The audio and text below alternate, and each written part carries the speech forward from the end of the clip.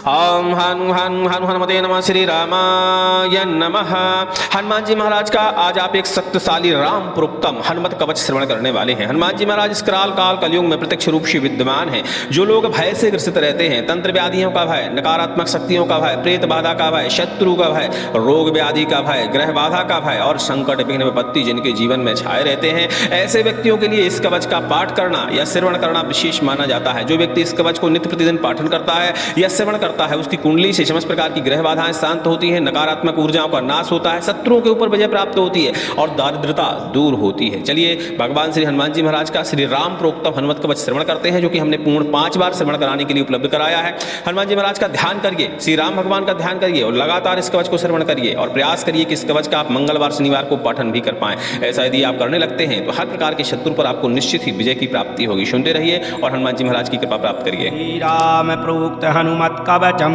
ओम अस्य श्री हनुमत कवचस्य श्री रामचंद्र ऋषिः अनुष्टुप् छन्दः श्री हनुमान देवता मारुतात्मजाति बीजम् अंजनी सुनुरिति शक्तिः आत्मनः इति कीलकम् सकलकार सिद्ध्यर्थे जपे विनियोगः। ओम श्री रामचंद्र ऋषये नमः। शिरसि अनुष्टुप् छन्दसे नमः। मुखे श्री हनुमद्देवतायै नमः। हृदि मारुतात्मजेति बीजाय नमः। गुह्ये अंजनी शूनुरिति शक्तये नमः। पादयोः आत्मनः इति कीलकाय नमः। नाभौ विनियोगाय नमः। सर्वाङ्गे ओम हनुमते अंगुष्ठाभ्यां नमः। पवनात्मजाय तर्जनीभ्यां नमः। अच्छपदमाय मध्यमाभ्यां नमः। विष्णुभक्ताय नामिकाभ्यां नमः। लंका विदायकाय कनिष्ठिकाभ्यां नमः। श्रीराम किंकराय करतल करपृष्ठाभ्यां नमः। ओम हनुमते हृदयाय नमः। पवनात्मजाय शिरसे स्वाहा। अक्षपदमाय शिखायै वषट। विष्णुभक्ताय कवचाय हुं। लंका विदायकाय नेत्रत्रयाय वौषट। श्रीराम किंकराय अस्त्राय फट। ध्यानं ध्यायेत् बालविदारकद्युतिनिभं। देवारिधर पापहं देवीन्द्र प्रमुखै प्रशंसियससं। देदीप्यमानं रुचा सुग्रीवादि समस्तवानरयुतं। शुभ्याप्ततत्त्वप्रियं संरक्तावरुणलोचनं पवनजं। पीताम्बरालङ्कृतं वज्राङ्गं पिङ्गकेशाढ्यं। स्वर्णकुण्डलमण्डितं नियुद्धमुपसंक्रम्य वारावारपराक्रमं। वामहस्ते गदायुक्तं आसहस्तं कमण्डलुम्। ऊर्ध्वदक्षिणदोर्दण्डं हनुमन्तं विचिन्तये। स्फटिकाभं स्वर्णकान्तिं दुभिजं चक्रताञ्जलिं। कुण्डलद्वयसंशोभिमुखाम्बुजहरिं भजे। हनुमान् पूर्वतः पातु दक्षिणे पवनात्मजः। पातु प्रातीच्यामच्छघनः। पातु सागरपारगः। उदीच्यामूर्ध्वगः पातु केशरी प्रियनन्दनः। अधस्ताद्विष्णुभक्तश्च पातु मध्ये च पावनिः। अवान्तरदिशः पातु सीताशोकविनाशनः। लङ्काविदाहकः पातु सर्वापदभ्यो निरन्तरम्। सुग्रीवसचिवः पातु मस्तकं वायुनन्दनः। बालं पातु महावीरो भ्रुवुर्मध्ये निरन्तरम्। नेत्रे छायापहारी च पातु नः प्लवगेश्वरः। कपोलो कर्णमूले च पातु श्रीरामकिङ्करः। नाशाग्रमञ्चसी सूनुः पातु वक्त्रं कपीश्वरः। पातु कण्ठं च दैत्यारिः। स्कन्धौ पातु सुराचितः। भुजौ पातु महातेजा।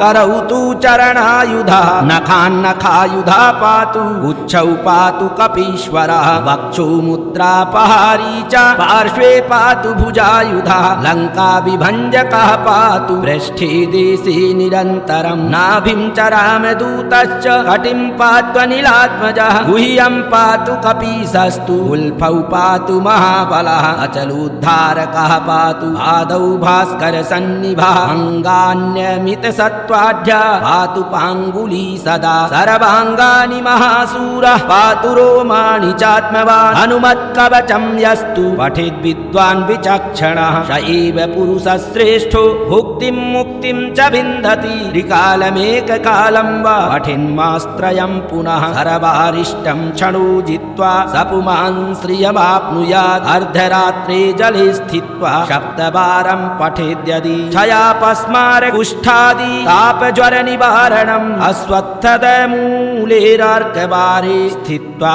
पठति यः पुमान् स एव जयमाप्नोति संग्रामे स्वभयं तथा यः करे धारयेन्नित्यं सर्वान् कामान् वाप्नुयात् लिखित्वा पूजयेद्यस्तु तस्य ग्रहभयं हरेत् कारागृहे प्रयाणे च संग्रामे देशविप्लवे यः पठेद्धनुमत्कवचं तस्य नास्ति भयं तथा यो वरां निधिमल्प बलमिवोल्लङ्घय प्रतापान्वितो वैदेही घनतापशोकहरणु वैकुण्ठ भक्त प्रियः अच्छादर्जित राक्षसेश्वरमः दरपापहारी रणे सोऽयं वानर पुङ्गवोऽवतु सदा चास्मान् समीरात्मजः ॐ हनु हनु हनु हनुमते नमः ॐ हनु हनु हनु हनुमते नमः ॐ हनु हनु हनु हनुमते नमः ॐ हनु हनु हनु हनु हनुमते नमः ॐ हनु हनु हनु हनुमते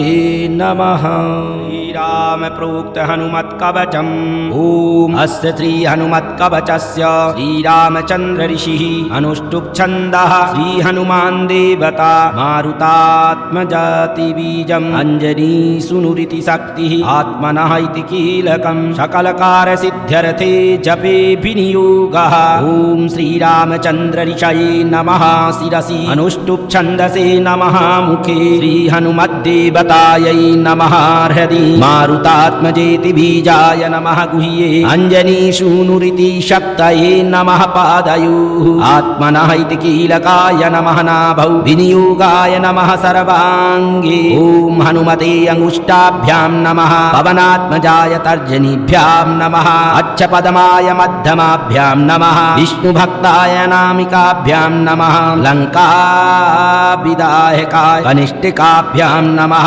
श्रीरामकिङ्कराय करतलकरपृष्ठाभ्यां नमः ॐ हनुमते हृदयाय नमः पवनात्मजाय शिरसि स्वाहा अक्षपदमाय शिखायै वषट विष्णुभक्ताय कवचाय हुं लङ्काविदायकाय नेत्रत्रयाय वौषट श्रीरामकिङ्कराय अस्त्राय फट ध्यानं ध्यायेत् बालविदारकद्युतिनिभं देवारिदरपापहं देवीन्द्रप्रमुखै प्रशंसियससं देदीप्यमानं रुचा सुग्रीवादिसमस्तवानरयुतं शुभ्याप्ततत्त्वप्रियं संरक्तावरुणलोचनं पवनजं पीताम्बरालङ्कृतं वज्राङ्गं पिङ्गकेशाढ्यं स्वर्णकुण्डलमण्डितं नियुद्धमुपसङ्क्रम्य वारावारपराक्रमं वामहस्ते गदायुक्तं आसहस्तं कमण्डलुम् ऊर्ध्वदक्षिणदोर्दण्डं हनुमन्तं विचिन्तये स्फटिकाभं स्वर्णकान्तिं दुभिजं चक्रताञ्जलिं कुण्डलद्वयसंशोभिमुखाम्बुजहरिं भजे हनुमान् पूर्वतः पातु दक्षिणे पवनात्मजः पातु प्रातीच्यामच्छघनः पातु सागरपारगः उदीच्यामूर्ध्वगः पातु केशरीप्रियनन्दनः अधस्ताद्विष्णुभक्तश्च पातु मध्ये च पावनिः अवान्तरदिशः पातु सीताशोकविनाशनः लङ्काविदाहकः पातु सर्वापदभ्यो निरन्तरं सुग्रीवसचिवः पातु मस्तकं वायुनन्दनः बालं पातु महावीरो भ्रुवुर्मध्ये निरन्तरं नेत्रे छायापहारी च पातु नः प्लवगेश्वरः कपोलो कर्णमूले च पातु श्रीरामकिङ्करः नाशाग्रमञ्चसी सूनुः पातु वक्त्रं कपीश्वरः पातु कण्ठं च दैत्यारिः स्कन्धौ पातु सुराचितः भुजौ पातु महातेजः करौ तु चरणायुधः नखान्नखायुधा पातु उच्छौ पातु कपीश्वरः वक्षो मुद्रापहारी च पार्श्वे पातु भुजायुधः लङ्काविभञ्जकः पातु पृष्ठे देशे निरन्तरं नाभिं च रामदूतश्च कटिं पातु पात्वनिलात्मजः गुह्यं पातु कपीसस्तु उल्फौ पातु महाबलः अचलोद्धारकः पातु पादौ भास्करसन्निभः अङ्गान्यमितसत्त्वाढ्य पातु पाङ्गुली सदा सर्वाङ्गानि महासूरः पातु रोमाणि चात्मवान् हनुमत्कवचं यस्तु पठेद्विद्वान् विचक्षणः स एव पुरुषश्रेष्ठो भुक्तिं मुक्तिं च विन्दति त्रिकालमेककालं वा पठेन्मास्त्रयं पुनः सर्वारिष्टं क्षणो जित्वा स पुमान् श्रियमाप्नुयात् अर्धरात्रे जले स्थित्वा सप्तवारं पठेद्यदि क्षयापस्मार कुष्ठादि तापज्वरनिवारणम् अश्वत्थदमूलेरार्कवारे स्थित्वा पठति यः पुमान् स एव जयमाप्नोति संग्रामे स्वभयं तथा यः करे धारयेन्नित्यं सर्वान् कामान् वाप्नुयात् लिखित्वा पूजयेद्यस्तु तस्य ग्रहभयं हरेत् कारागृहे प्रयाणे च संग्रामे देशविप्लवे यः पठेद्धनुमत्कवचं तस्य नास्ति भयं तथा यो वरां निधिमल्प बलमिवोल्लङ्घय प्रतापान्वितो वैदेही घनतापशोकहरणो वैकुण्ठभक्तप्रियः अच्छाद्यर्जितराक्षसेश्वरमः दरपापहारी रणे सोऽयं वानरपुङ्गवोऽवतु सदा चास्मान् समीरात्मजः ॐ हनु हनु हनु हनुमते नमः ॐ हनु हनु हनु हनुमते नमः ॐ हनु हनु हनु हनुमते नमः ॐ हनु हनु हनु हनु हनुमते नमः ॐ हनु हनु हनु हनुमते नमः श्रीराम प्रोक्त हनुमत्कवचम् ॐ अस्य श्री हनुमत्कवचस्य श्रीरामचन्द्र ऋषिः अनुष्टुप् छन्दः श्री हनुमान् देवता मारुतात्मजाति बीजम् अञ्जनी सुनुरिति शक्तिः आत्मनः इति कीलकम् सकलकारसिद्ध्यर्थे जपे विनियोगः ॐ श्रीरामचन्द्र ऋषये नमः शिरसि अनुष्टुप् छन्दसे नमः मुखे श्री हनुमद्देवतायै नमः हृदि मारुतात्मजेति बीजाय नमः गुह्ये अञ्जनी सूनुरिति शक्तये नमः पादयोः आत्मनः इति कीलकाय नमः नाभौ विनियोगाय नमः सर्वाङ्गे ॐ हनुमते अंगुष्ठाभ्यां नमः पवनात्मजाय तर्जनीभ्यां नमः अच्छपदमाय मध्यमाभ्यां नमः विष्णुभक्ताय नामिकाभ्यां नमः लङ्काविदायकाय कनिष्ठिकाभ्यां नमः श्रीरामकिङ्कराय करतलकरपृष्ठाभ्यां नमः ॐ हनुमते हृदयाय नमः पवनात्मजाय शिरसे स्वाहा अक्षपदमाय शिखायै वषट विष्णुभक्ताय कवचाय हुं लङ्काविदायकाय नेत्रत्रयाय वौषट श्रीरामकिङ्कराय अस्त्राय फट ध्यानं ध्यायेत् बालविदारकद्युतिनिभं देवारिधरपापहं देवीन्द्रप्रमुखै प्रशंस्यसं देदीप्यमानं रुचा सुग्रीवादिसमस्तवानरयुतं शुभ्याक्ततत्त्वप्रियं संरक्तावरुणलोचनं पवनजं पीताम्बरालङ्कृतं वज्राङ्गं पिङ्गकेशाढ्यं स्वर्णकुण्डलमण्डितं नियुद्धमुपसङ्क्रम्य वारावारपराक्रमं वामहस्ते गदायुक्तं आसहस्तं कमण्डलुम् ऊर्ध्वदक्षिणदोर्दण्डं हनुमन्तं विचिन्तये स्फटिकाभं स्वर्णकान्तिं दुभिजं चक्रताञ्जलिं कुण्डलद्वयसंशोभिमुखाम्बुजहरिं भजे हनुमान् पूर्वतः पातु दक्षिणे पवनात्मजः पातु प्रातीच्यामच्छघनः पातु सागरपारगः उदीच्यामूर्ध्वगः पातु केशरीप्रियनन्दनः अधस्ताद्विष्णुभक्तश्च पातु मध्ये च पावनिः अवान्तरदिशः पातु सीताशोकविनाशनः लङ्काविदाहकः पातु सर्वापदभ्यो निरन्तरं सुग्रीवसचिवः पातु मस्तकं वायुनन्दनः बालं पातु महावीरो भ्रुवुर्मध्ये निरन्तरं नेत्रे छायापहारी च पातु नः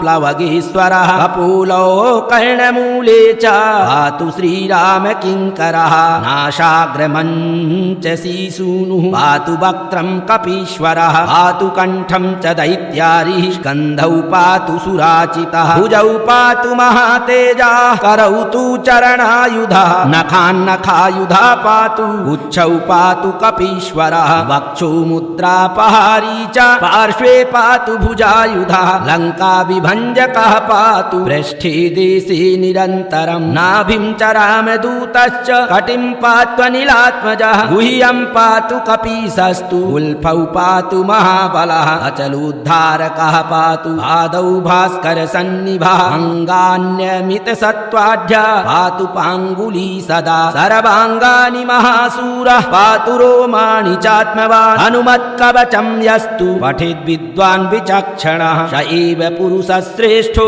भुक्तिं मुक्तिं च विन्दति त्रिकालमेककालं वा पठिन्मास्त्रयं पुनः सर्वारिष्टं क्षणो जित्वा स पुमान् श्रियमाप्नुयात् अर्धरात्रे जले स्थित्वा सप्तवारं पठेद्यदि क्षयापस्मार कुष्ठादि तापज्वरनिवारणम् अश्वत्थदमूलेरार्कवारे स्थित्वा पठति यः पुमान् स एव जयमाप्नोति संग्रामे स्वभयं तथा यः करे धारयेन्नित्यं सर्वान् कामान् वाप्नुयात् लिखित्वा पूजयेद्यस्तु तस्य ग्रहभयं हरे कारागृहे प्रयाणे च संग्रामे देशविप्लवे यः पठेद्धनुमत्कवचं तस्य नास्ति भयं तथा यो वरां निधिमल्प बलमिवोल्लङ्घय प्रतापान्वितो वैदेही घनतापशोकहरणो वैकुण्ठ भक्तप्रियः अच्छादरजितराक्षसेश्वरमः दरपापहारी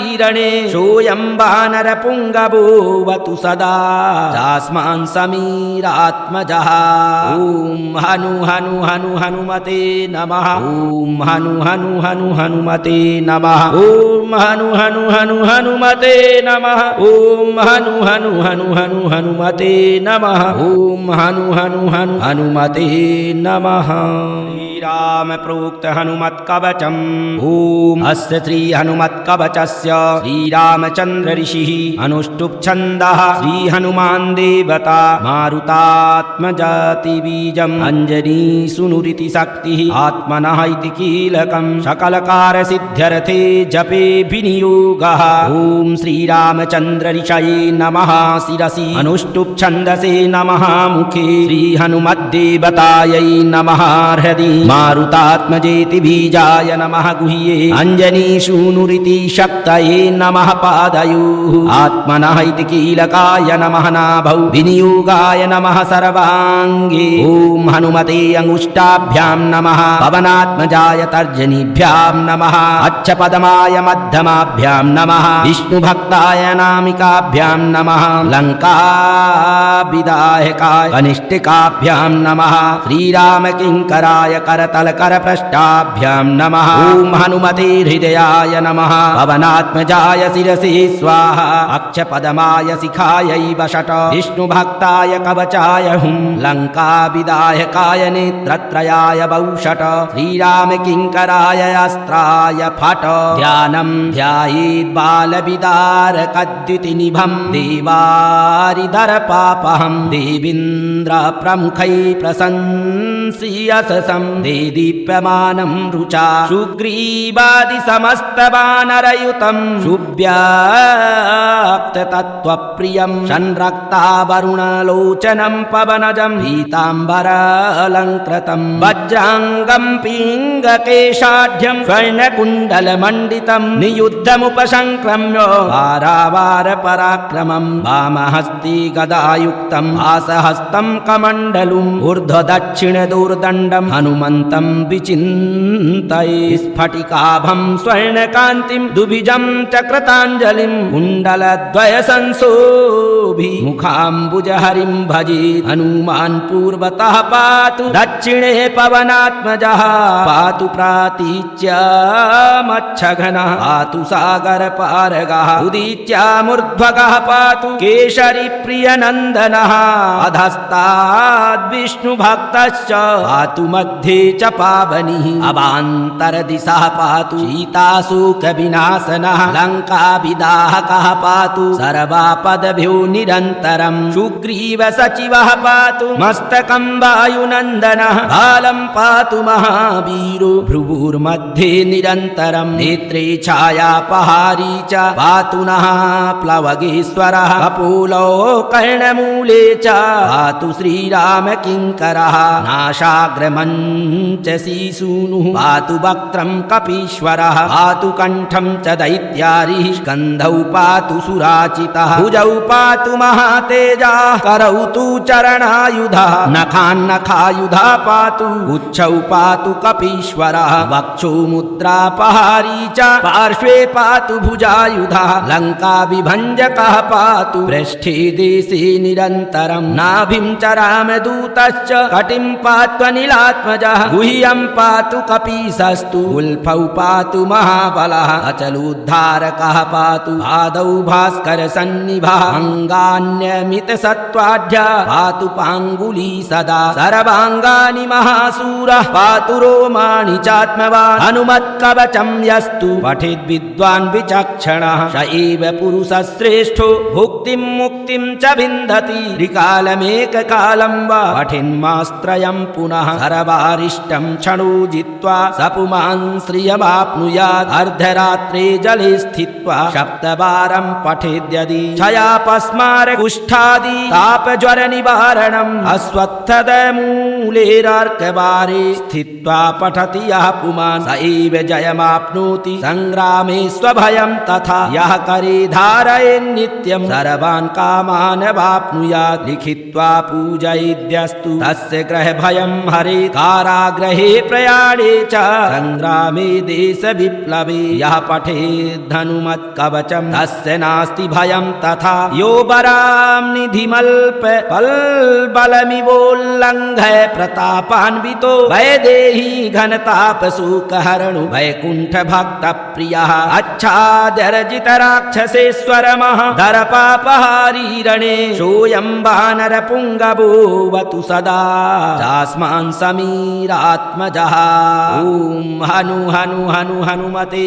नमः ॐ हनु हनु हनु हनुमते नमः ॐ हनु हनु हनु हनुमते नमः ॐ हनु हनु हनु हनु हनुमते नमः ॐ हनु हनु हनु हनुमते नमः श्रीराम प्रोक्त हनुमत्कवचम् ॐ अस्य श्री हनुमत्कवचस्य श्रीरामचन्द्र ऋषिः अनुष्टुप् छन्दः श्री हनुमान् देवता मारुतात्मजाति बीजम् अञ्जनी सुनुरिति शक्तिः आत्मनः इति कीलकम् सकलकारसिद्ध्यर्थे जपे विनियोगः ॐ श्रीरामचन्द्र ऋषये नमः शिरसि अनुष्टुप् छन्दसे नमः मुखे श्री हनुमद्देवतायै नमः हृदि मारुतात्मजेति बीजाय नमः गुह्ये अञ्जनी सूनुरिति शक्तये नमः पादयोः आत्मनः इति कीलकाय नमः नाभौ विनियोगाय नमः सर्वाङ्गे ॐ हनुमते अंगुष्ठाभ्यां नमः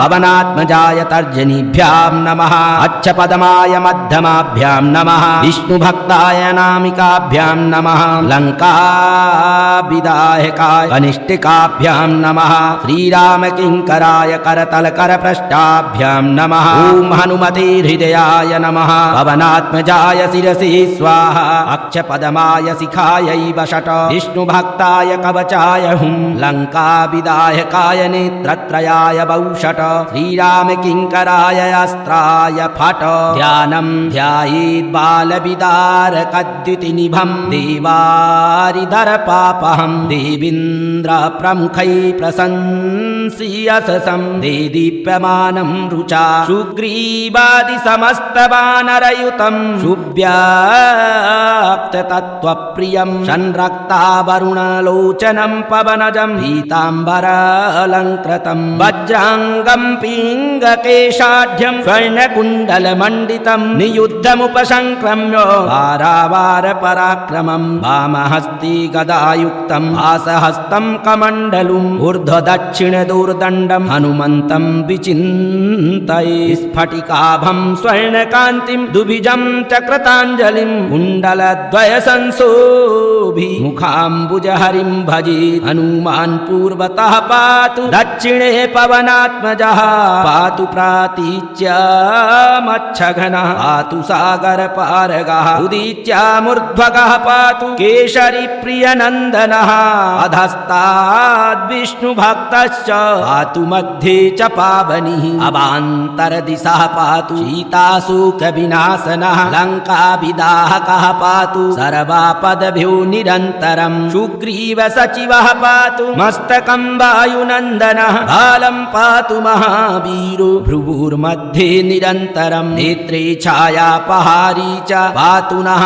प्लवगेश्वरः कपोलो कर्णमूले च पातु श्रीरामकिङ्करः नाशाग्रमञ्चसी सूनुः पातु वक्त्रं कपीश्वरः पातु कण्ठं च दैत्यारिः स्कन्धौ पातु सुराचितः भुजौ पातु महातेजः करौ तु चरणायुधः नखान्नखायुधः पातु उच्छौ पातु कपीश्वरः वक्षो मुद्रापहारी च पार्श्वे पातु भुजायुधः लङ्काविभञ्जकः पातु पृष्ठे देशे निरन्तरम् नाभिं च रामदूतश्च कटिं पात्वनिलात्मजः गुह्यं पातु कपीशस्तु उल्फौ पातु महाबलः अचलोद्धारकः पातु पादौ भास्करसन्निभः अङ्गान्यमितसत्त्वाढ्य पातु पाङ्गुली सदा सर्वाङ्गानि महासूरः पातु रोमाणि चात्मवान् हनुमत्कवचं यस्तु पठेद्विद्वान् विचक्षणः स एव पुरुषश्रेष्ठो भुक्तिं मुक्तिं च विन्दति त्रिकालमेककालं वा पठिन्मास्त्रयं पुनः सर्वारिष्टं क्षणो जित्वा स पुमान् श्रियमाप्नुयात् अर्धरात्रे जले स्थित्वा सप्तवारं पठेद्यदि क्षयापस्मार कुष्ठादि तापज्वरनिवारणम् अश्वत्थदमूलेरार्कवारे स्थित्वा पठति यः पुमान् स एव जयमाप्नोति संग्रामे स्वभयं तथा यः करे धारयेन्नित्यं सर्वान् कामान् वाप्नुयात् लिखित्वा पूजयेद्यस्तु तस्य ग्रहभयं हरे कारागृहे प्रयाणे च संग्रामे देशविप्लवे यः पठेद्धनुमत्कवचं तस्य नास्ति भयं तथा यो वरां निधिमल्प बलमिवोल्लङ्घय प्रतापान्वितो वैदेही घनतापशोकहरणो वैकुण्ठभक्तप्रियः अच्छाद्यर्जितराक्षसेश्वरमः